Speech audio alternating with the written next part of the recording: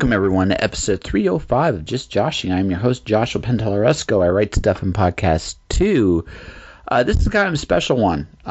Kat Flannery is my guest. I really enjoyed talking to Kat. Kat, I'm going to actually say this up front. She reminded me very much of one of my sister's friends. We just had one of those really quick conversations, like, you remind me of this person. And a couple times I actually got confused in the conversation because it's like, oh my God, they were alike.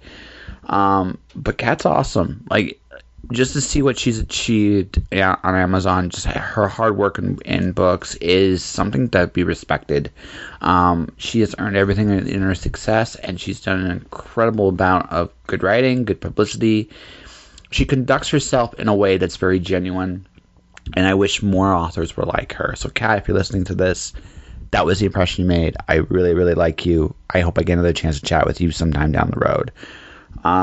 So we talked about just lots of cool things. This was the second of my inside the room interviews. I did 3. The third, Julie Heiner's going to show up a little bit farther down the road, probably around 311 or 312.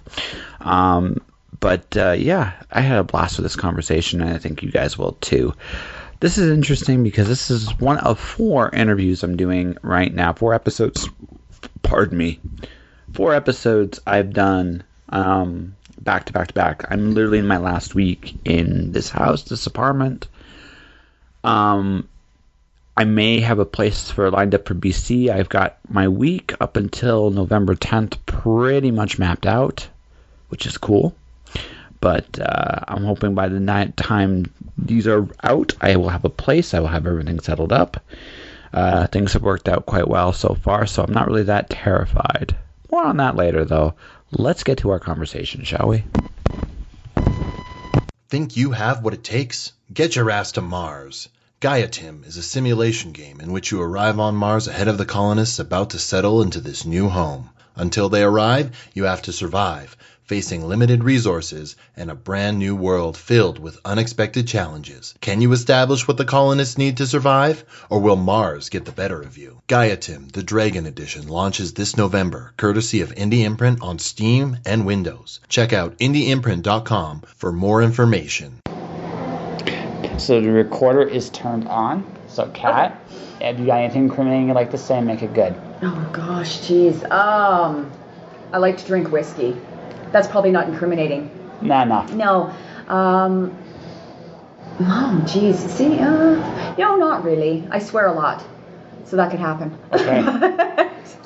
So you're my sister? Okay, excellent. Sure, why not? Yeah, because and she my sister's my sister. I love her. If she's not saying, I'm not saying it's like when she talks, it's like sometimes when I watch her Facebook stuff, I don't see an F-bomb. I think something's actually wrong. It's not in the lingo? Well, no.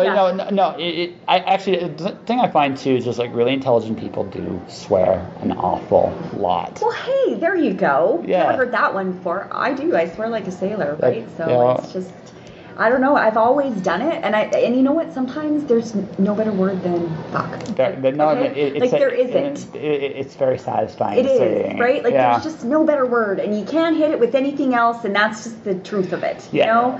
Yeah. So yeah. Well, for me, I think the whole turning point for me, I lived in a Mormon community for 2 years. Okay. And when I was living there, I got to see people that were very forced to be cast into this very rigid. Mm-hmm. I don't know. Yeah, I don't know if you know me that well. I don't really play by any rules but mine. But even so, I mean, you learn that things are a certain way. Like when in Rome, you do as the Romans do, kind of, sort of, right? Yeah. Kind of, sort of, or at least, right? And I just saw a lot of people there that just would they would try to sugarcoat certain things a certain way, and you just it's not real, right? It's just one of those things where it's like, just say it the way it is. Now, flip side, go out into the country there. They're very salt of the earth. They will tell you where to go and how to get there. No problem. And it's refreshing. Yeah. It's actually very refreshing. I think there's just an honesty in it. I agree. I mean, I think that, I always tell people I'm a chronic swearer, just so you know, right? However, I know when not to swear. Yes. Do you know what I mean? And I can tell when somebody's comfortable with me that I can just really be who I am. And I'm a swearer. Mm-hmm. And so I feel though, but you know, which ironically enough, I do not write a lot of swear words in my books. They're lazy. Like actually, they're actually very lazy when you write. Yes. There's so unless there's a certain point to it, like that's right. Right. I totally agree with you. One of my favorite comics, I am a comic book guy, is Transmetropolitan by Warren Ellis and Derek Robinson. Okay. It's a filthy book. It is by its very nation of fear, a filthy book. So one of my personal favorites was they had so he's a journalist. He's going to get his job as paper. Your first deadline's tomorrow. I want to see 8,000 words, right? And I don't want to see, and not like the last time when the Beast got elected. I do not want to ever need the word fuck that many times again, right? Because it was just a whole thing of just fuck. But when you read that comic book, you were expecting that. Oh, yeah, absolutely no, right? Literally, when I see a guy with a missile that says "Eat me" blowing up a bar, he didn't stand. I knew going in there was a certain there was an expectation. Yeah. That this was not your normal kooky, like this is a weird world, and I have to be very honest. And if Warren Ellis ever hears this, I'm sure he's just gonna just drown himself in some gin. Definitely, the book definitely did have an impact on how I kind of view the world a little bit, good, bad, and indifferent. Yeah. Right, because it opened me up to just the idea that the world is not just comfortable, it's not sanitized. In any way, shape, or any way, shape, or form, and especially since I've been doing this podcast, it's become less and less so as time goes on. I don't know what normal is anymore, or sanitized, or. Well, I almost think that nobody really knows what normal is anymore, right? Normal is different to you than it is to me, and than it is to the next guy, right? Yeah. So, and I think that if you're okay with your normal, then what the hell does it have to do with me, right? Like, I would never get offended by your normal. Yeah. You know what I mean? Like, to me. I don't know about that. I think again, I think here's the thing: what is normal for people, or does your normal allow for others to be normal in their way? Yes, I suppose. Yeah, right? Yeah. Because when I say, well, my normal is the normal, and you have to follow this normal no matter what, you're going to tell me to go fuck myself, right? Well, and that's what I wasn't saying that. If you're normal and you want to live your life that way, and I want to live my life this way, to me, I'm just the type of person like, go ahead. No, exactly. Right? Well, and that's the thing. And that's the way it should be. Right. That's actually the way it should be. Yeah. Because really, especially like the older I get, the less I know. I know, right? Yeah, it's the truth, though, kind of. Like, I don't know. And sometimes, being a writer, sometimes it's really hard to face the world and what's going on in the world, right? I write to take people away from it all. I'm a weird one because you like it all? Actually, I kind of do. And not just like. We live in an absurd world. If you really sit there, it's like the word to describe our world is absurd. Mm-hmm. Essentially, the world, and by the world I mean the constructs and I mean this adversity, the constructs we allow the world to exist and function in, by and large are an illusion. Oh yeah. By and large. Yeah. So if they're an illusion, and we're living in an illusion, right? Then it's no wonder we're so messed up. Yeah. Right? It's actually a very. So then, why do we live in this illusion? What are we afraid of? Mm-hmm. That's interesting to me, right? And so, I'm also very, very like when I look at my social media and things like that. I'm also very smart.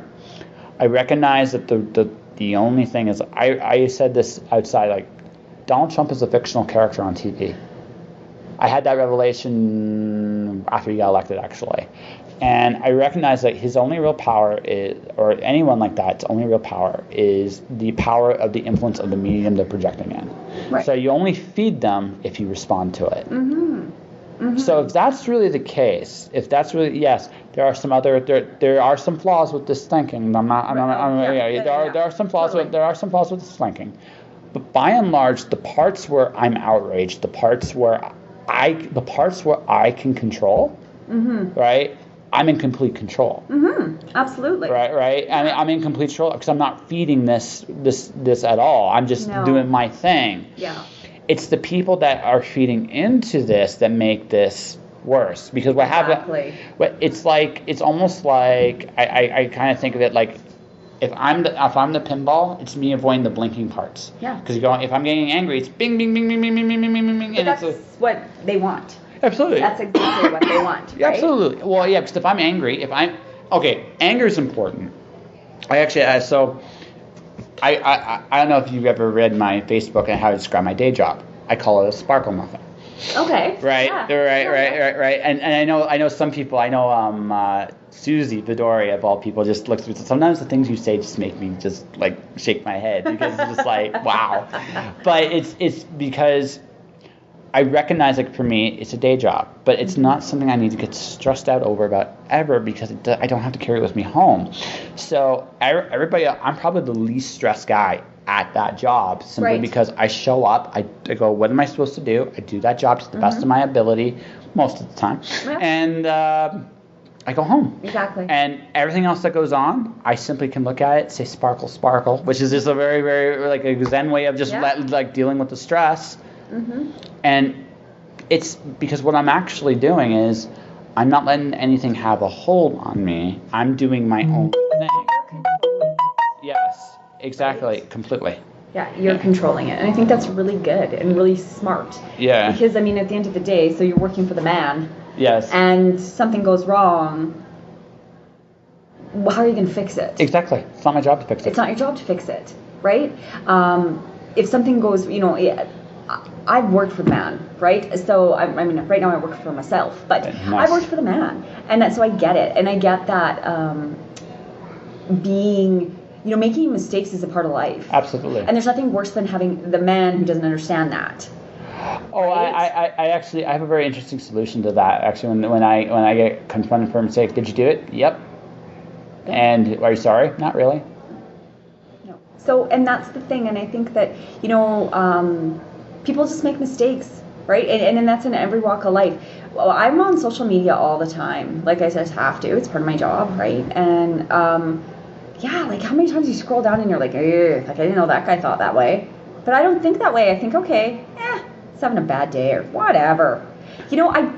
I don't. The biggest thing, like I taught social media marketing this morning, marketing your book. And the one thing I stress about to people is, you know what, like, don't take everything so serious.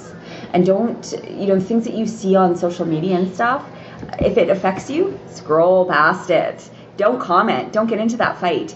And I think that people forget that, and they like to hide behind their screen, and they like to. Well, it's easy. Or if you're going to say something, say it to their face. Exactly. Right. 100%. Yeah. Right. Totally agree with you. Yeah. Because if you can do that, if you can honestly do that, then you can say whatever the hell you want. Yeah. But if you can't do it, if you are just saying it because you are under the comfort of your own screen. That's right. Right. That's right. It's why when I generally talk to people online, I'm encouraging. Yeah. Because I have no problem encouraging you in real life. Yeah. Right? Yeah. I agree. And I'm the same way. And I like to see people move ahead. Absolutely. I love to see that.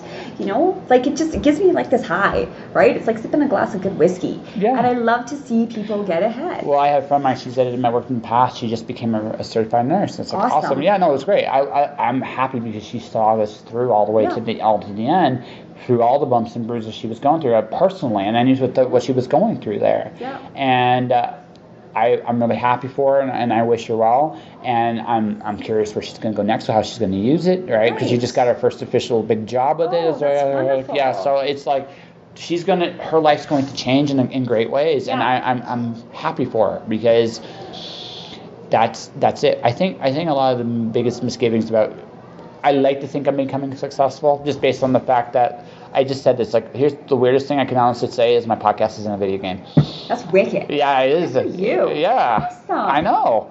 If I had a whiskey here, I would. Yeah, that's okay. Yeah, but how many people can say that? Not many. Yeah, right. That's wonderful. So, yeah, and so I have that, and I'm like, okay, I have an Aurora award for this. I have sponsors. I have, so I'm at a point now where it's like, okay, I think I can say I'm a success. Mm-hmm. So what do I want to see? Well, I want to see other people doing their success, right? Because you have your moments of imposter syndrome. You have that moment like, what the hell am I doing? Yeah, totally. Yeah. Oh yeah. Yeah, what the hell am I doing?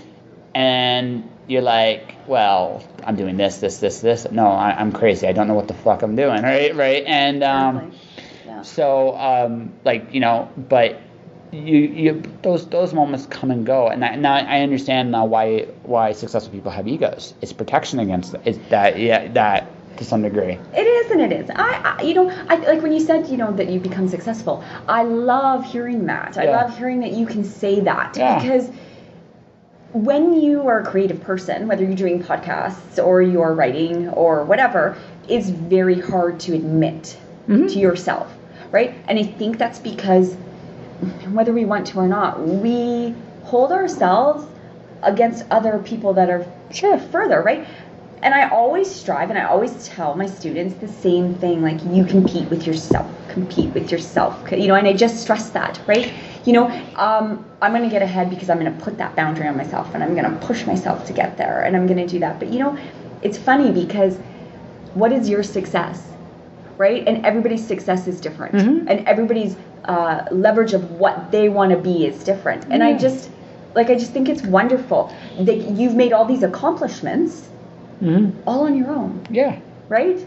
Well, yeah. And that's wonderful. I mean, you've had the help of your sponsors and those things, and that's great. But it's your podcast, and that's wonderful. Well, yeah. I just realized like what success actually is, and it's not this magical thing that happens overnight. No. What it is what do you do day in and day out, and what results come from it. That's it. Exactly. And that's it. I have 8 rules to success. Do you want to hear them? Yeah, bring it. Rule 1, show up. Definitely. Rule 2, do your thing. Actually, you know what? We're swearing on this one. Do your shit. Do your shit. Hell yeah. Okay. Rule 3, don't quit. It's the cliche. It's true. It's the cliche. 4, the rest is rain. Would you like an explanation on that one? Yeah, bring it. So you can't control how the rain falls. No, you can't. You can't. You also can't control where your success will take you. I write success. The paradox of success. Colleen Durant said this once. I thought she was actually right. The paradox of success is you can do everything absolutely right and still not succeed. 100%. She is right. Yeah. She is totally right. But the flip side is, right? The flip side is, and she also says this, but if you do it, you can do everything right, but if you don't do these things, you will never succeed. And she's absolutely correct too. So the results vary on everything you do, so you have to be able to live with that.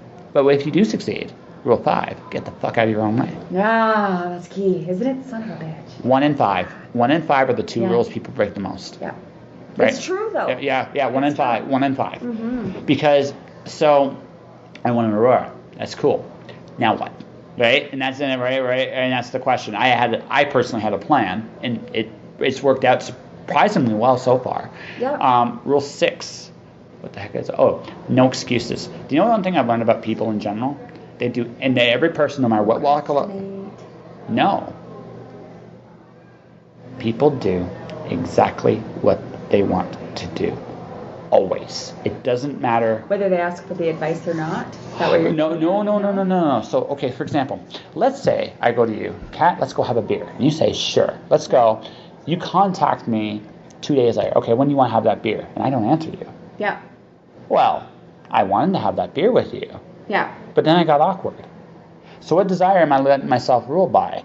The desire to want to have that drink or the desire not to go out at all? Not to go out at all. Exactly. It's still what I want, isn't it?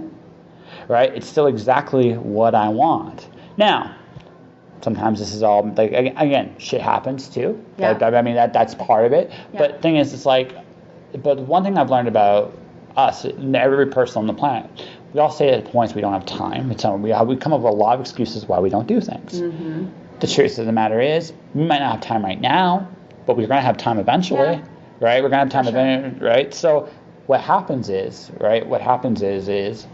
no matter what, you do exactly what you want to do. Now, you might have priorities, you might have consequences, and you can always control your circumstances. But for all that said, end of the day, you do exactly what you want to do. Yes. Rule 7, be grateful, be charitable. 100%. Right? No one gets there on their own. Nope.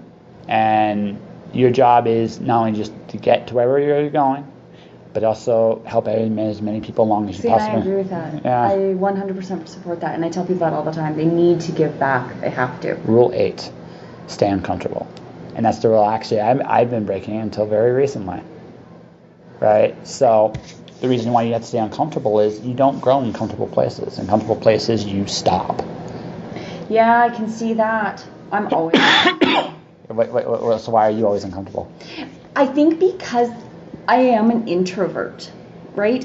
I have anxiety, right? So I overthink things. So like, for example, when we had our second reading just recently, I overthink everything, right? So as I was sitting there and the questions were being asked, I was overthinking my answer, and I completely blew it. It sucked shit, basically. And I knew it. And I knew it. And then you know what happened? I can't remember what rule it was, but then all that, I'm sucky and I'm shitty, and all of that started entering my head. Rule 5. Okay? So, and then from then on, you know what I did? I kind of closed in, right? And I really sometimes have to push myself to get out of that, to get out of my own head. And it's just, I've always been that person. So for example, if I have 3 boys, so if we have to go to a function, or I have to go to a function with my husband, I have to prepare myself for that.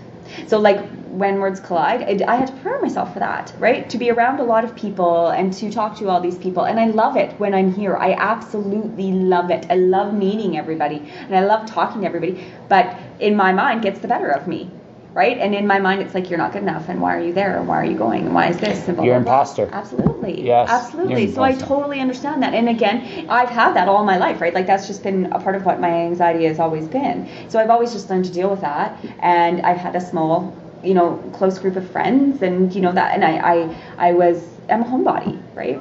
Hence why I write. But yeah, so I get that. For me, it's an anxiety, and it's a like being in comfortable places, which is in my house. So I'm almost 90% of the time always uncomfortable. Yeah. But it forces you to grow. It totally does. Absolutely, it forces me to grow. And I used to do marketing and stuff like that for was the man, right? And same thing, pushed me out of my comfort zone, because I had to go meet with clients, and I had to go do this, and I had to go do that, and that. Again, you grow, right? You're holy shit, I can do that. I can talk to that person, and I did that, and it's the same here. Sometimes I surprise myself, or if I have to teach a class, or if I have to do a seminar, I stress about it. And then, I am also a big, huge procrastinator, and I work best on deadlines. So I don't prepare anything until 24 hours in advance. I have the same thing. Do you? I'm a procrastinator unless it's and this is the worst thing. I'm trying to do a big move myself, and there's a big part of me that's, if it was to happen tomorrow, I wouldn't be ready for it. Right? I just wouldn't be. Right? Yeah. Certain things. Right. It's going to be starting to be a regular thing, because I know my time's is winding down here. And so I'm going to be going through my stuff. I'm going to be trying to figure out kind of what's up, what's down, and for the next just for the next few weeks. And then there's going to come a point where I'm literally in full countdown mode. I'm going to be gone. I might hear it as early as September 1st. Where are you going? BC. Nice. Yeah, the reason is again, too comfortable. I'm again, I can work at my job where I'm at for however long I want, and it's great-ish. Yeah, I get you. Okay. Yeah, ish. Yeah. But it's also for me, okay, if I look at what can get in the way of my success? The problem with my day job is it's a dirty job, and because it's a dirty job, I don't have the ability. For me to actually come out and be presentable and look civilized, that's where I personally struggle with, because for me, I don't care. Right. Yeah. But I recognize it's not.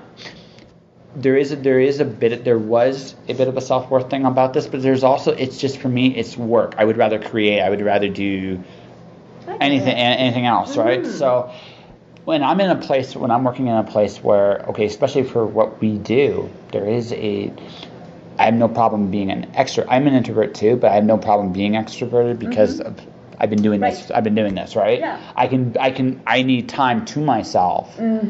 But for a long time, it's I'm good to go. Whatever you need me to do, I can do it. There comes a point, but that all said, right, I'm comfortable with that. I have to make, okay, so if I'm going to go out and present, I gotta look civilized. I gotta shave. I gotta do these little things. That's right. All right, right. So I'm looking at where I'm at, like both my living space and my working space, right, as hindrances to this. Yeah. So I need to now. Now as far as the living space goes, I can move tomorrow anywhere in the city I want to. But I'm also looking at the fact that right now, because I'm not tied down to anything, right. This is if I'm gonna go somewhere, this is the opportune time to do it. Yeah. Right. And it doesn't mean I won't come back. Right, but you're going to take this journey. Yeah, I'm going to take this journey. Yeah, exactly. Good for you. That's wicked. Yeah, that's awesome. Yeah, so this is going to be a kind of a sad con for me a little bit too, because I'm hoping to see different people. I'm hoping like to have either a drink or just some time, just because there's a lot of people I want to say thank you to, because I know that I'm not going to get that opportunity again, right? But not anytime soon, right? Not anytime soon. Yeah. Right, and again, I will see these people again somewhere down the road, but it just won't be the same. I will literally be on the visiting side of things next time I come here. Yeah. But the other thing too is, I figured out how to get sponsors. I figured out how to. I've won awards. I got some credibility.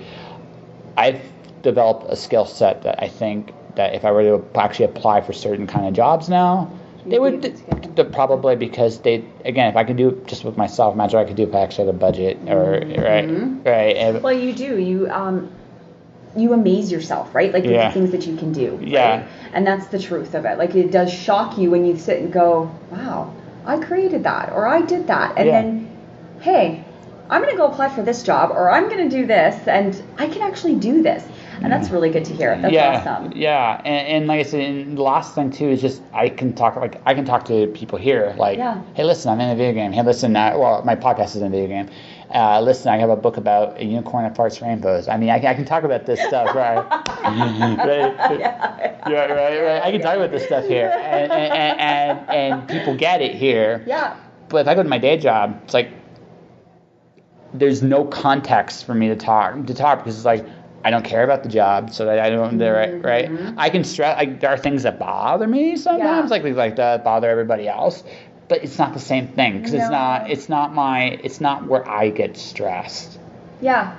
Well, because you're comfortable. Yeah. And it's not. No, I shouldn't say comfortable. You have passion. Yeah. And it's different when you're with this. Like, it's your passion, and I can see it in your eyes. Your eyes are lighting up when you talk about it, and we're talking. And I understand that, and I get that because I have the same way with writing. But yeah, so I think that when you passion the things that you do, you will excel. Yeah, exactly. Right? Because it's the fire inside of you. Yes. And it will not go out, and it just keeps burning, and you're basically running around lighting shit on fire. Yes. Right? Absolutely. No, it's like I'm a completely different person when I'm not there. Yes, Right. Exactly. So that's the thing. Now, if I'm still probably going to need to work for somebody for a bit. So now it's like, well, maybe I can get into a movie set, or maybe I can get into like some kind of marketing department, or maybe radio or something. Yeah, right? absolutely. I had that experience, so why not see what I can do, right? And if I get my ass kicked, wouldn't be the first time. Listen, you know what I said to the people today in my class? I said, you know, when I was telling them you got to approach these people about your book and you got to do this, is what the hell is the worst thing they're going to say to you is no. What's no? Yeah, it's a word. Well, big deal. So you get told no. Big deal. That's not going to, you just dust yourself off and go to the next one. Yeah. Right? Yeah. You know, it's not personal. Well, no. The no, at the time it feels personal. Sure it does. It feels personal, but it isn't personal. No, it's not. And that's what I mean. And and I always get that. People are like, but it is personal. No, it's not. It hurts your feelings. Absolutely. Okay? But they don't know you. Actually, they don't know you. Absolutely. No, you're right. So let me go one step further. But the other thing too, okay, let's say there's an agent. Yeah. And they go, you got this great book, and you worked your ass off on it, and you throw it to them, and they say no. Yeah. Here's the flip side. They're only saying no right now. Exactly. Right? They're only saying no right now. And this goes back to something I said earlier. It's not about the success. I think the other big mistake a lot of people make, and this is going to sound counterproductive at first, but to hear this out, a lot of I do want to make a living doing what I'm doing, but I also realize the biggest mistake I can make is chase the money. Oh yeah, no, yeah, don't do that. No, exactly. It's the biggest mistake. It's the biggest mistake I can make because, well, it's two parts. First off, what is money? Money is a tool, or it's debt. Mm-hmm. That's it. That's all it is. So that's the mistake. I'm going to chase wealth, which is a little bit more tangible. Right. Right. So so if I go, okay, I want a house, I want a car, I want a wife, I want to have 2.5 kids, and so on. What's the 0.5? I have no idea. Maybe, like really? maybe a dog. I don't know. Okay. Maybe a dog. I don't know. I don't know. So, right, but again, I make this stuff more tangible. Now what I've done is, okay, so now I've gone from, okay, money, which is whatever it is, right, to now it's, okay, it's wealth, right, or the things that I really want, right? So now it's like, how do I solve those problems? Now, don't get me wrong, guys. I'm not saying don't go make money if the opportunity provides. Well, of course not. Right? What I am saying is the mistake a lot of people make is if you chase money, you will often get debt because that's what it is. And that's yeah, that makes sense. Yeah. That makes sense. Yeah. You know, and I think that yes, you need money to live. Absolutely. I mean, it's Absolutely. what it is. But I think that when you go into a creative career, right? I mean, what is that saying? Like, starving artist? It is true. Yes, absolutely. It is, right? I think that you will have your ups and downs, like everybody does. Like I do, everybody does. It's just a fact of life when you are an artist and you're creative. But with that being said, I do believe that every single artist has the creativity and the ability to be insurpassable. Absolutely. You know, and I think that, and that goes back to what you were saying of, we are our own. What did you say? That we are our own competition. We are our own problem. Yes. We are why we have our problem. Absolutely. Right. Well, we're not perfect. No. And we're not supposed to be perfect. But like I said, it's about looking in the mirror and being honest about where you lack. Exactly. And that, right? And it's okay. And it's okay. I feel on some level I'm always going to struggle with presentation, right? On some level. That doesn't necessarily mean though I have to necessarily make it. It's always going to feel, I think, on some levels like an effort. Right. And there are things I can do to nullify that. Yes. There are things I can do to make it easier for sure. Easier for sure. And I can take myself away from certain environments where this kind of thing would be a problem. Yeah. Right. So there are things I can do to work on and maybe turn that weakness into a strength, and that can be done. And that can absolutely. Everybody has the ability to do that. Absolutely, right? Absolutely. So there are definitely things I can do, but I can acknowledge honestly that this is a flaw I have, right? And I think that's very important for us to be able to do that. Absolutely. Right, and I think that that's how you grow. Yeah, absolutely. You know? Right. And I really, really firmly, like I have 3 boys, right? They're 2 of them are older now, 21 and almost 19, and then I have a 16-year-old. And when I'm still raising them, but I would always say to them, remember who you are, okay? And that's not based on your last name or your lineage, right? It's based on remember who you are, and remember what you stand for, and what you want, and your morals, and who you are. Remember who you are, and all you have to care about is you, right? It's interesting because for me, when I try to figure out people, I tend to always ask them what they want first, because that will tell me everything. Because if they tell me what they want and they're doing it, that tells me an awful lot about the integrity of their character. If they tell me what they want and they're not doing it, that also tells me everything about their integrity of character. And I think too, like I'm a big believer, and I write books like this. I'm a big believer in empathy, and I raise my sons that way too. Like, when I tell them to remember who they are, remember that the person you're looking at is going through they're going through something different than you are. Yes. Right? And don't judge them, but be open to them. And I just think that like, and I always try, they have their opinions now and whatever, but I am a very empathetic person. I really am, and I choose to write that way, and I always look at people and I think, where have you been? right? Like, what's your story? You know? That's why I do the podcast. See? That's what. Right. Yeah, right. What's your story? Where have you been? You know? And for me, the selfish part, what can I learn? Yeah, absolutely. What, well, and I think we can all learn something from everybody. Absolutely. You know, and I think that's the beauty of it. When I was young, I did want to be a journalist. Forever, I wanted to be a journalist, and I realized in my freelance years that as I was writing articles and being told what to write, I didn't quite like it anymore because, you know, I preferred to not so much give my opinion, but to show the softer side of things. And I've just always been that person. And look, man, I know the world isn't soft. I get it. But if we can just look at people with a little bit of sensitivity, we all wouldn't be a bunch of dicks. Right? I don't disagree. I think that you made me think, like, we were talking about rebellion, right? Yeah, okay. We were talking earlier. Yeah. A lot of people are angry. Sure they are. Sure right? they are. But the real rebellious thing to do in this world is actually to laugh. Because true. You are very correct, actually. Yeah. Definitely. It's why I came up with the Sparkle T-shirt. Yeah. Because it's just it's like the reason I go to work. Some people, when I say that too, they light up. I have a 62-year-old man. I drive him nuts every time I say that. Awesome. Yeah, because he's like, I hate that so much because I don't get I don't get this. Why are you like this? Right? Because but the thing is, it's like because you do need anger. And look, if you look, you do need anger, but anger in of itself is not enough, because what happens with anger is sooner or later anger, I'm imagining anger is fire, is going to run up against a pile of stone that it can't burn away. Well, and I think that, you know. Well, let me finish the point. Yeah, Let me finish the point. So, but if you're more like water, whereas you can be a little bit softer, you can be. The thing about water is water can be incredibly hard when it has to be. Be very strong. Absolutely. Mm-hmm. But also, generally speaking, strength isn't necessarily. I can lift this table. Sure.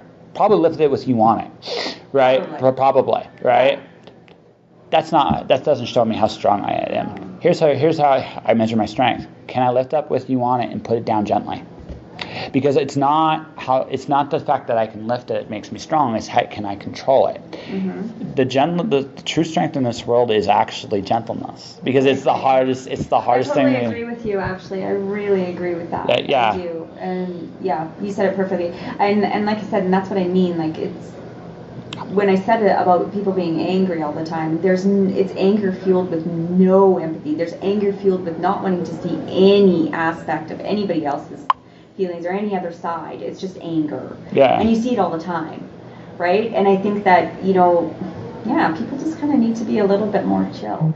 And a little bit just laid back and sip that glass of whiskey and, whatever you got to do.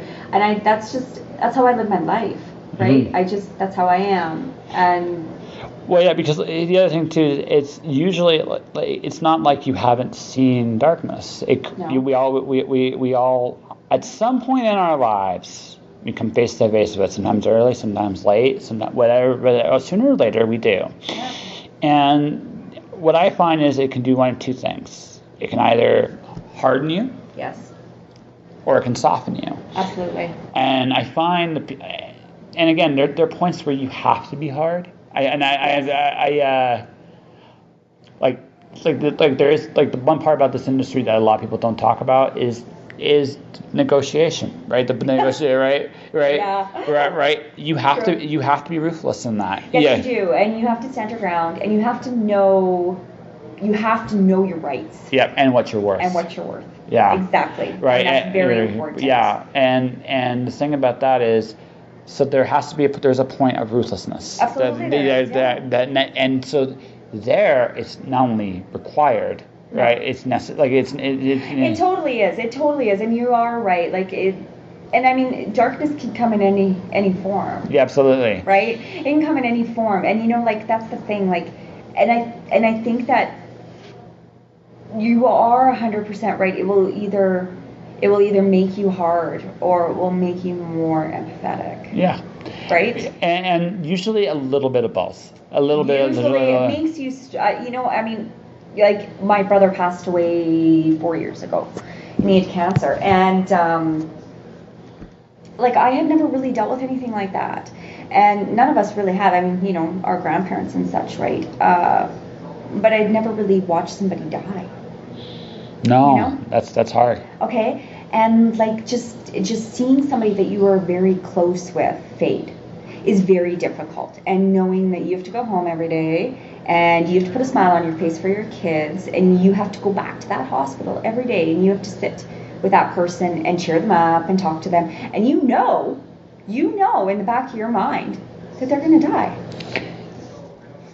Like I said, I faced my own mortality when I was leaving that Mormon community. I knew like there was a point in my life where I recognized like it hit me this way, that I was possibly going to be on death's door if I wasn't going to make certain changes, and I had the choice was mine whether I make those changes or not.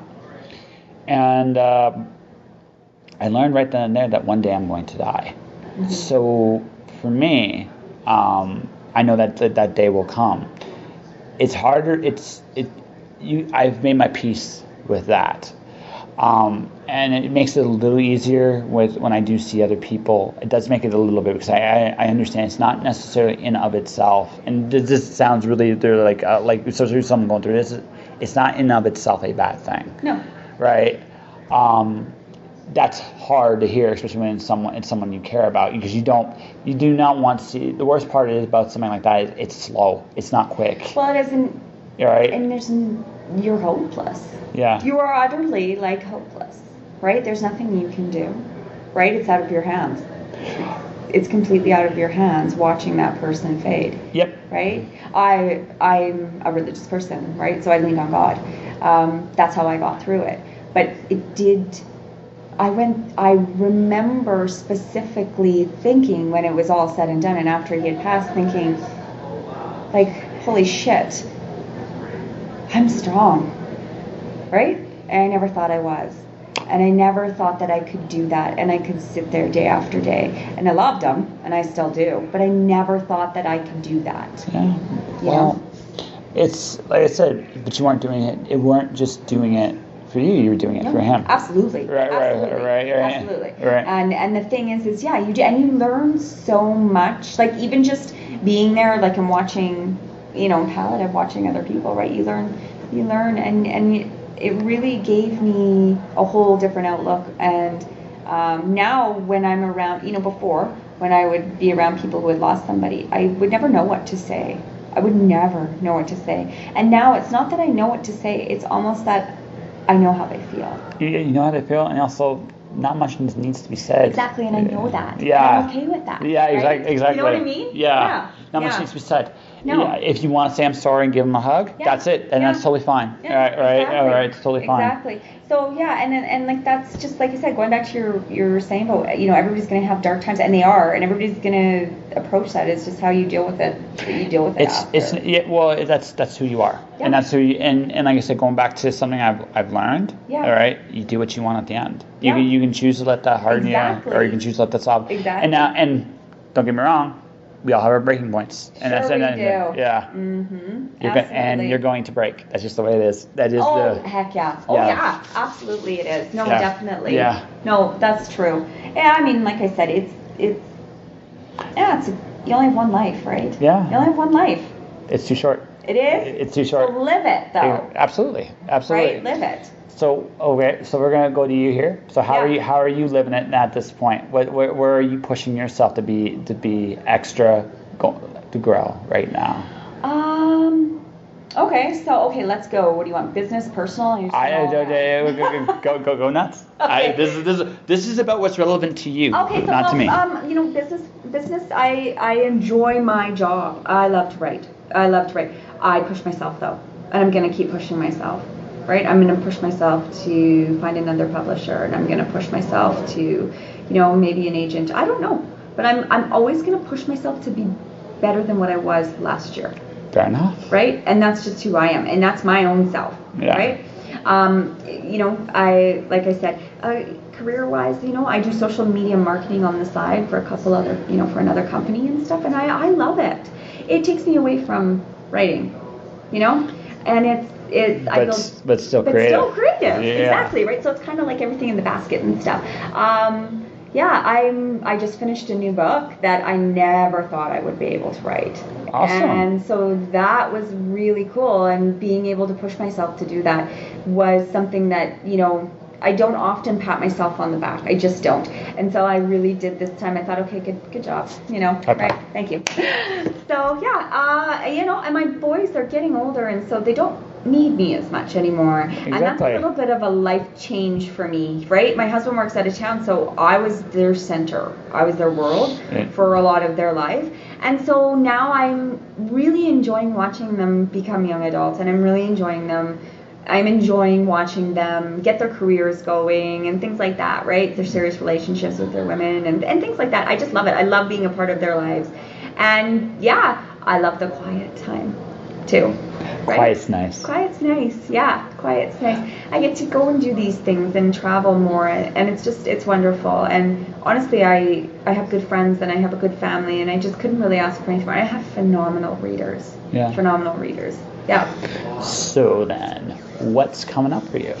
Oh, geez. Okay, so I just finished the book. It's tentatively called The Memory Bell. So it's finished and it's with my editor. And that's like a family drama murder mystery. I usually write historical Western, suspense, and romance. So it's like way over here. So with that book, I plan on shopping it and seeing where it can go. On the flip side, I also have a series that I'm writing. So it's a Western historical series. So, and I really enjoy Western. I've just always grown up with John Wayne. So There's nothing wrong with that. Right? There's nothing wrong with that. No, shotguns and Dean Martin and the rest of it. The old Western movies are fun. Oh, they're wicked. They're fun. Yeah. I understand why they went away a little bit. I do. Yeah.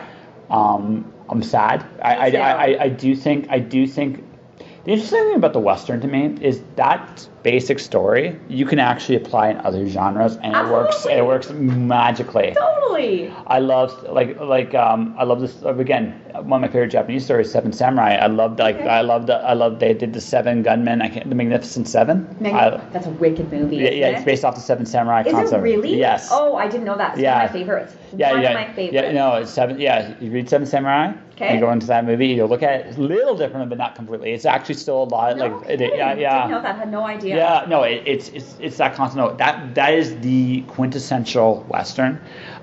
It's great. I loved it again because all the characters have these great little stories. They do, right? And they're each different.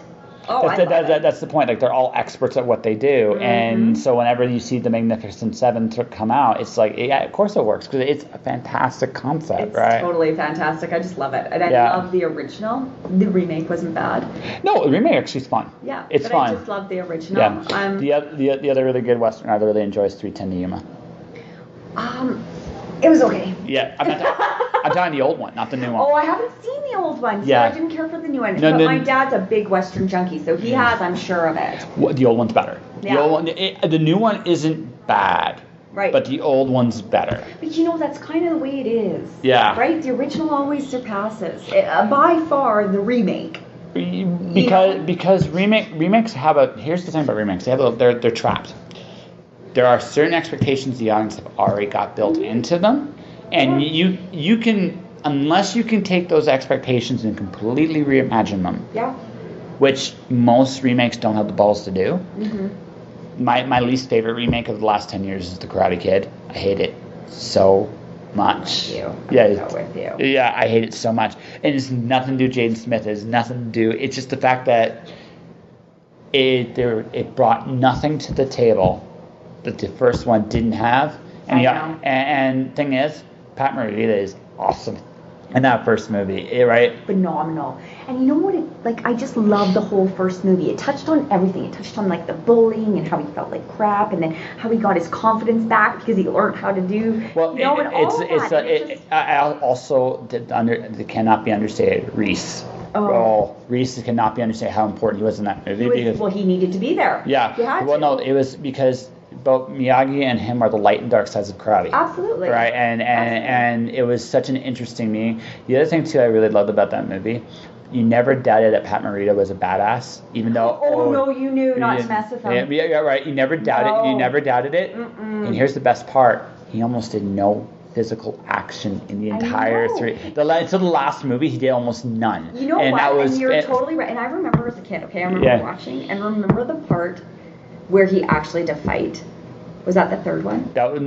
He fought in 2. He did fight in 2, but that fight was awesome because he did nothing. Was it 2? Yeah. When he fought Reese and Reese destroyed himself. Right. I love that. Is my favorite fight in the entire. It builds you up through the whole first one. Yeah. Right, and you're like, oh my gosh, Mr. Miyagi's gonna kick some serious ass here, because his whole persona. In the first one, you knew, like, you know what? He was like the Don of the Mafia family. Like, you did not mess with him. He was strong. And it was just that quiet, calm, reserved, you know? I loved how happy he was, but he also just didn't have a problem doing anything. Like, my favorite scene was I had 2 Miyagi scenes I really loved. The one where he got drunk. Yes, and it was very heart-wrenching. Like, because again, it showed him he was a human being. Absolutely. Right, it was a human being because in spite of all his good qualities, there's a part of him that got broken a long time ago that never quite healed, and that's all of us on some level. Absolutely. And so there's that, but then there's also the other scene I really love is that when him and Daniel go to the beach. Oh yeah, and these 2 idiots pick a fight, and all he does, he doesn't even touch. He just breaks the bottle in half with his hands, and you're like, and then I love Daniel. How'd you do that? Don't know. First time. I know. He was so just like it's no big deal, and not in the way that I'm all the be all and the end all. It was to him literally. It was no big deal. Like leave it alone. And the flip side, I love the fact that he never caught the fly, but Daniel did it his first time. That was the best.